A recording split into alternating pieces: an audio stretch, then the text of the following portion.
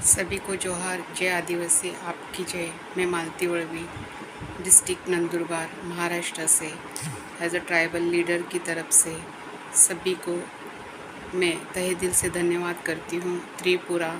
त्रिपा party अंतर्गत जो candidate खड़ा किया गया है विधानसभा उपचुनाव के लिए, 70 साल आज़ादी के बाद आज आदिवासी समाज को महाराजा त्रिपुरा के जो है उन्होंने उनको खड़ा किया है।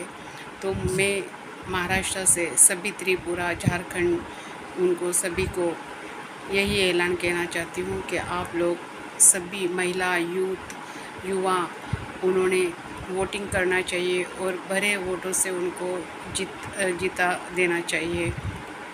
और डेविड जो यूथ लीडर का जो त्रिपुरा में काम कर रहा है उसका भी तहे दिल से धन्यवाद देती हूँ। और त्रिपुरा के त्रिपाठा